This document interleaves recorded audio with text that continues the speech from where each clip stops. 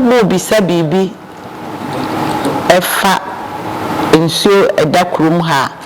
eka captains no enso egu nsuo no aha esu adna edaheya subatan nsuo na wo a akon ni nema eye subatan na na mama jo na ba kakra se nsuo ni da ho no ebra wo mu no eba no emu twetwe ewura ebutubutu nsuo no so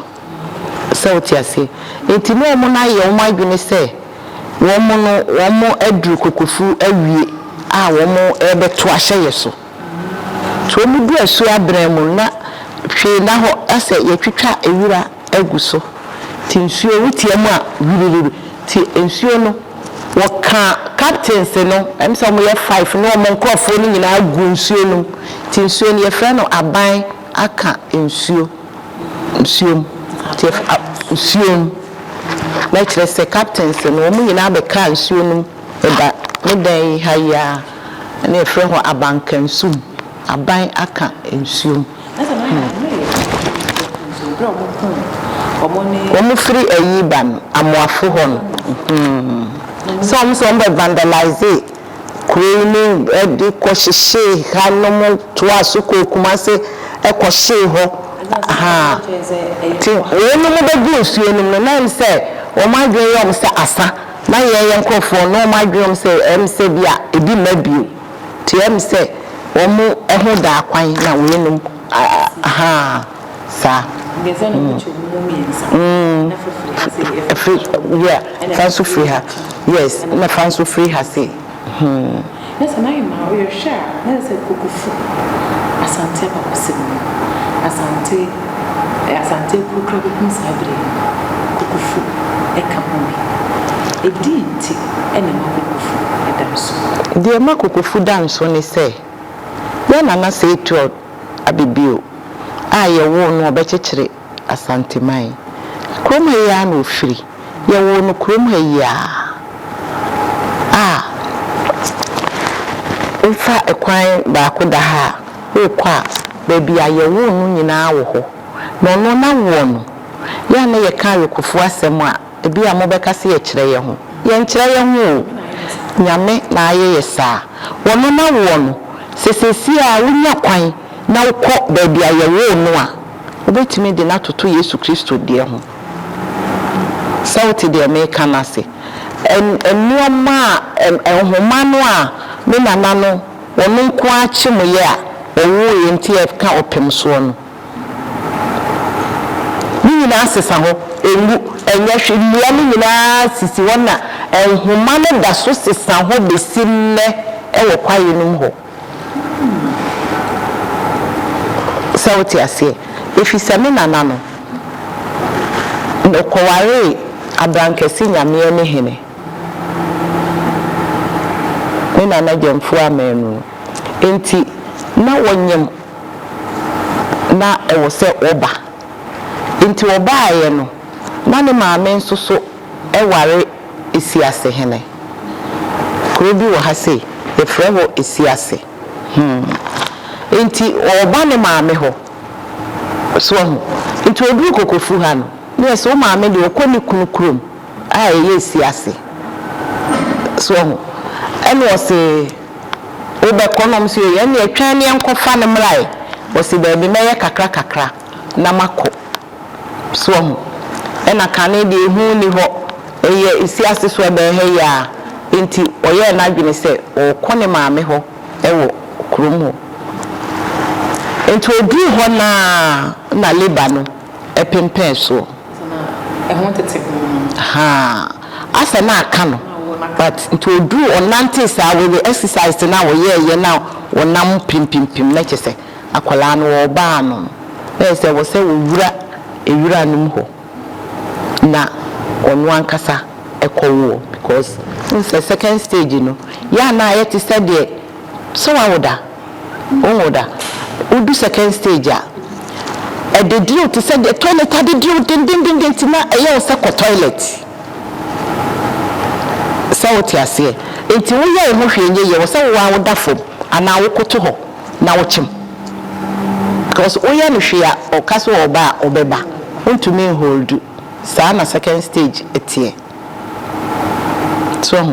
enti yes oya ne ho hwe nyeyi ti okoye no ese ko gina dua na sem 19 no so ahomanum ene wo chim na abomofo bi so muti say ase obi wo wura mu ho ase obi wo wura mu ho na wo mu ebe wura ho na chesa mo no wo mu kota ba bi ye wura ana se wa be hye wura mu ha ba ku dimrika ba ku kufu ha so ba ku so te ba bi no wo hwe se bi bibi ba ye no a woni uti adio because wura bi ena akọ awo so enti ba ku dimrika ba kokofu ha be kan se na ahema aba no ena awo aka no wo kwan no mo ho se ti sankofo me ensa no a wo mo ye ende wo ntimi kane no de wo ntimi nya samfa ho ni sawo wo musa wa ye papa de but ye nti asiesa eni kwan se yes adajem sauti asie ha ansana ye be fa no nti na omba kokọ na ho na ho ye kura nti ba ko so ko ho a ya bo efie no wo ho a ho no maame no be fa no edi ni fi ho ko ansana me nananom na ofisi aseba na kokofufo no so eko na omu akwakohwe akola no nti maame ne tena ho ye maame tena ho kra maame na wo ye yi no ejeje no a hwe no emayen so ho nya me kire na nsana ye ko fam de o ma be fi sanity edi OPEMSUO dua na OPEMSUO ma be so ma sana se be so se be na do o pass as so ntimi de to na se den na edi OPEMSUO ba OPEMSUO no kwan ye de ba ye die me de me se maame ne PEMSUO kwa ena sakwala no so ampemso ama enka woma ti akwala no mom na PEMSUO sawoti ase akwala no mom enda PEMSUO me de nim no maame ne PEMSUO de but OPEM yes yes sawoti ase because nya akwala bia no beba obinya nkwawo kwaye mu a obi anka ho na betwa ofuru maama so enso OPEMSUO ebai ebenyini ebekekere asante mai na ze ahia no fie dia na OPEMSUO na ye ne maame abakan ana o say ai na OPEMSUO na ye ne maame abakan yes na ba jona kokofunso usi kokofunso hanom na ne maame firi ene ne maame ye oba badia kokofu ye be ma ba na so oba ba se na meka se ye nana anchawe nyame no a onam antwiaba so oba no na osi yawa mu ena yawa no so firi soro ntwiaba saa na ebesiye so enti no obi nim babia ofiri onam saa ntwiaba go chain no so saa eti se Yesu Kristo oba no ofro koso a ye nana no so firi soro esa ne ye na je so mu nyina wo purpose a nyame edo mu nyina baaye ye nana anchawe nyame no baaye na se ene benya wo se tutu odi kan so baaye wo PEMSUO a chichira santeman sauti ase aya benya na ase tu a woto so mienu na kire se ye no so no yabakosem no eye so significant say untumi mfantoto baabi a ho sanity ayikufo adamodi nkomopi eniano mo yese ayikufo ni de ye nana no obesi esi akwa no obehwe na we ye apia boss nsum ye yukuni na wo hwe se ne ositie na wa wopa ukrobi nganja se fa ho bono sawoti ase enti nipa no bebre do mo ho bebobo ne bi susu wo asasi su dada e bi no mo susu mo ya ayikufo so nti ayikufo ni de ye doso pa me nana no nso ba no free ha ba o se me de me ho bebo me pese me ya yukuni ni bi obi so ho se me de me ya yukuni nti bebre no munamwa ena o ye di be pia danse fiesi akwa ho ye ba abadwom ebe obo ase no ho ne nana no betena ye ansa na wo mu free ho a ye ba manso eye asante manso ha se ye di be chichiri kukufu ekuru ya nyame ye aduma na ase etu abebio na ase etu di kan so be free ha nyame ye aduma na ase etu abebio nso so e free ha sa na tie na aye asante manso ho no na mudi kan kwatena ya bi ye koye no na sumunya ne wo ho ba ye ko ho no ye de kwatena apom ho a wo mo no suro kura so wo mbeko ho mo kwatena ba asante manso ho no epon no mo no e ho na ye kwatena yo ye ni nyata ni asebo ti ye bakro no mu a wo se na mo de adan ye suro ho ye ko a ejata ye se de ye nan fofuo ene wo mu ye de wo mo ene enye ye hwe ampanso ti wo se uduru manhia jata esi esoro gate foforo no kura ya no ehwe na bato hon si aye jata kakraka asi o me de nso me jata ebi na siwe wa hu me jata ne mo jata ne ti jata ne ti mu ena kokofu ahemfie nso jata akese mienu siwo me ame doyi mo da mo kwa mo hwe gate no jata dem ni gate jata dem de mudu ho a mbotumi ahwe jata so ehye gate no so itebu jata na sisui eti e de jata ne asebone ade de yensuru eweyemu omo eye emu aye no mbetena wo eponum santema so ho a sana ye free ho a e de ba na mpacho na awo aikofo modos ese bi pike kan ho modos na se ye kaboji mu ankasa na mo ye dodos boje mu die me die me nyine ya me nananom eka kire ye die me beto kukufu kumase me beto Kenya ase ewo duase me beti dwabe me beti bekwai me beti kuntase ensuta de me de beti ense ye nana nchewe nyame no na yesi ni nua de yita onu na kopie ensuta ho so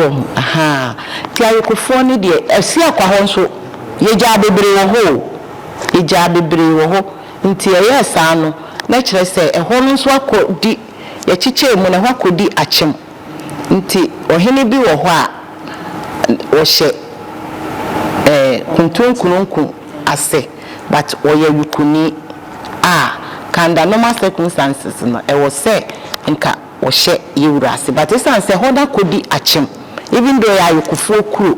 but ehye ye nana kuntunkununku ase nti ohene kura bo esi akwahede e wa asante ha wono so represent omo a eka esi akwaho no omo ete barekese side ho ohene abo esi akwahene ono so o wa asante ha Nai no madam Udina Osajifu Kesua Mwa Baby and I say Kenya say Antoa Kenya say so Eddie Mwa Baby and as I was answer him also Tinasia Ayana Montana baby Amahima Etini Moti Ayapasanta him and champion Aditi and Ayana Etisa. Yo me da se e free tete ne nyina de me beto ye no me nananom na yem pae mu enne na bibia ye bibi unse ne ma no kwa ako a ne ma no na omo ensa na omo abogya furuma ne yete ho na ntibuchi a me ensa na omo si ho na wo mo twen wo mo de omo mpaebo wo mo de wo mo ensiye womode wom lechese womo twen se asempa ebefiri eho ekunu mu aba ti sa no mo ye sa ama asante ebeye asante so huni amechire no enti enunti ena ye no kayempaimu sante himat na kokofu himat na Kenya asiat na sana ayokofo himafo no omonso atoato asodwa ben be kwai ne kanene omo nyina aba enena omo nyina nsuta sote na hima nifa na omo toato aso petonum me krambe di ade mfie duni saa ne ya bisi sabri esa na hima atnasia esa se ayokofo ena esa se omutwa asante hima ehuhia na esa aye miensia aye asante hima aye kokufu kumase ena Kenya se ye kwabre Kenya se ansana ma hima aba wadama edinti ena emma amamre ni amani mu wunni hu yenni hu kwaise ye fe kokufu hima se kokufu ma hima obi anka se mo obi mfre obi kokufu ma hima me ye me hima dada sauti ase kokufu hima oyo hima dada o kanele kokufu hima no ono an hwe hasan hwe kumase ti kokufu hima ye wo hima dada sauti ase kokufu hima wo yo hima dada odi ni kui dada sana asante yes sauti ase enti sa wo frame kokufu man hima enti say de wa frame kokufu hima because na me yo hima dada asante hana hima fo ni ha na a lot of omo from no mo ye man penning for mo ye man penning for sauti ase asante ha ni o kokufu hima what do you call it kokufu hima sante hima kokufu hima Kenya se hima ni e wo ho dada sanete yedi hima dada me na fie ko bi me beto no da bia no oka mi so nyina no oka ti yesakura wo maka empeninsem no bi ama yate na ye wo ho dada nti na nse ya amai no baaye no ena ebi no okura nwe ya na ebobo wo mo omunya mo title but me I prefer say be brofu mi so am nyimfrem me no me pese me hima no frem kokufu hima ena ahima fo bebre na obi account magusu a mo frem no hima bebre ye man penimfo eno na wo se mo hunu so hu kokufu ha sei ohima bie ni ha eka me kokufu hima ho mahima fo nyina ye man penimfo so di oni krom na so person ni krom for friend na hima me nyina chinye ene se ni krom for na e friend sa but so be drew ha traditional council kokufu hima ye ba kope so tiase sante hima ye ba kope asante fo nyina ye hima ye ba kope sanity we do we wako ene mfie me ba wako ene mfie ha se ni wasaba a woto abebuja e no se to so oba ye mfie aduonu edumini niamma wa wudu wani ko ene de mo bone ti ba mana ye ne de mu ko sha ene ze de mu ni mu dos ene asembe na wodi ma ene fashe sama wodi ma yo ene de me kanyina ne se atadwe yate dew enye nipa nyina na fra benwa obinya mfie aduonu no waya ade ntimi manitire nkwa misanso hira no kuse na se etu abebio wo maame kokofu hima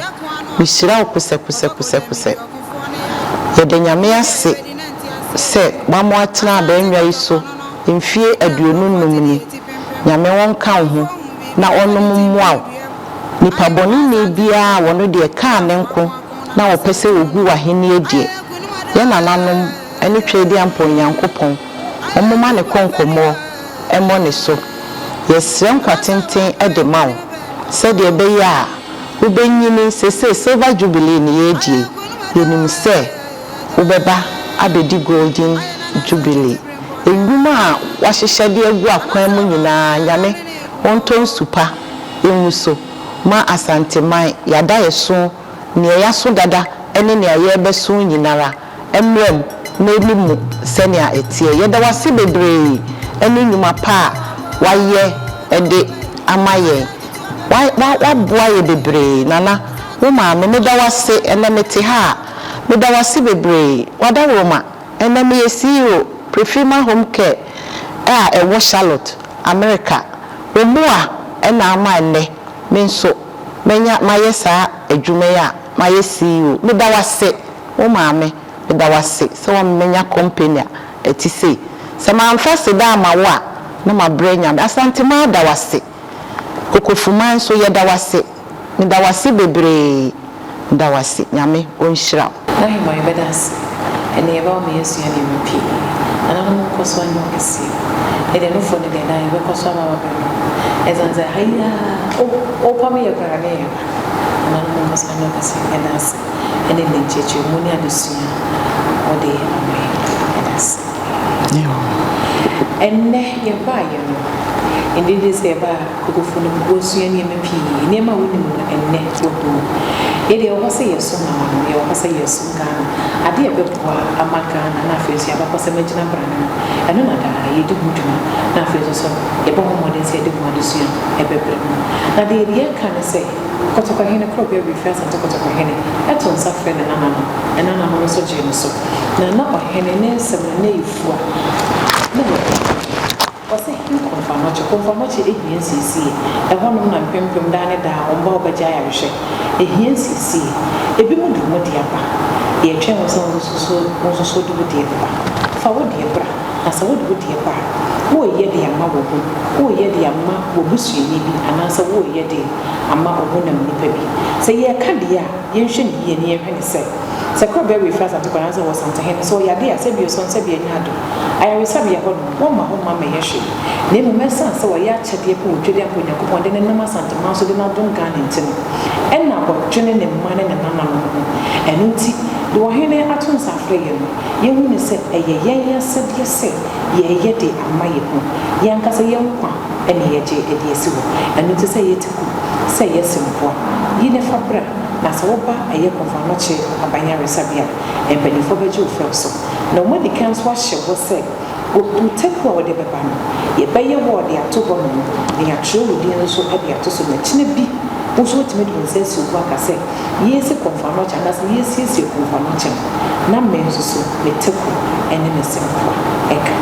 wo me yin na ye nye ne ye ya ebe yiye saa ne beto se na ye na no ejeje ntoko na mo de abo wo nan no ebra ene nti ne benya nso ene ne pa me de bi yeso be ye ne saa na ye na nso so ya ko ye ne asante man en so asante hene en so o man fofo Ghana en so me di e de me fo so twede mpo na ko ko ya to e be shia kai so subscribe na sha ma fofo so ene bia akra